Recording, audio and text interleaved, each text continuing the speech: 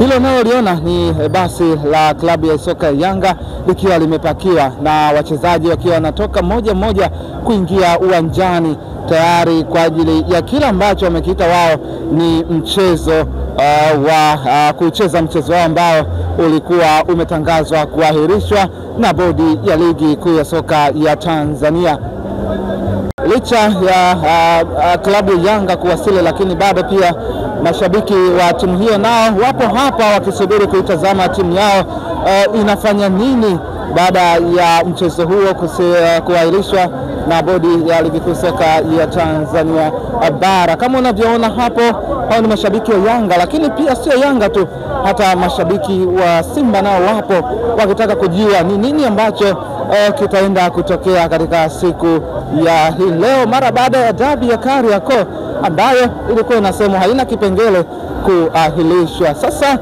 na kusogeza tena katika eneo hili ambapo mashabiki wa Yanga wakiwa wanaimba, lakini mbele yao wapo maafisa wa usalama wakiwa wanawatazama ni nini ambacho watakifanya, na wanachokifanya wakishinikiza kuingia uwanjani kuitazama timu yao ya Yanga.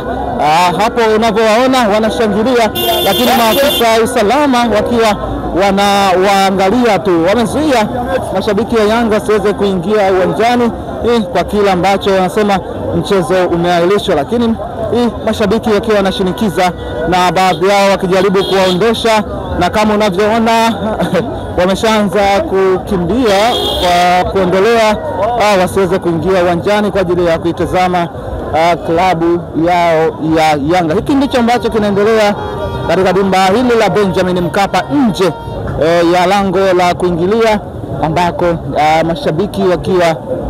wametulia na maafisa usalama wakiwa wanawaondoa. Hawataki vurugu, hawataki kesi na mtu, wanataka haki ifuatwe kutokana na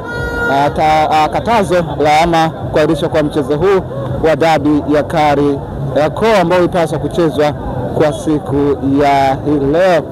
Mtazamaji wetu unayetazama hivi sasa, hii ni BMTV na tunaendelea kukuletea kile ambacho kinaendelea katika dimba hili la Benjamin William Mkapa,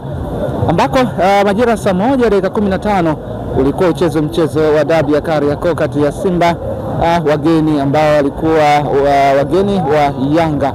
ambao Yanga ndio walikuwa wenyeji, na mchezo huo ukatangazwa kuahirishwa. Lakini katikati ya kuahirishwa kwa mchezo huo Yanga wao wameleta timu uwanjani kwa kile walichokisema kwamba wao wanafuata kila ambacho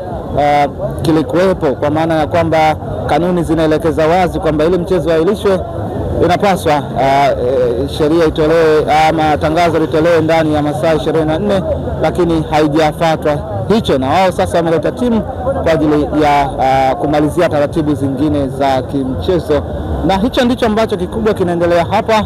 nje ya uwanja. Wakati huo kikosi cha Yanga tayari kipo katika vyumba vya kubadilishia nguo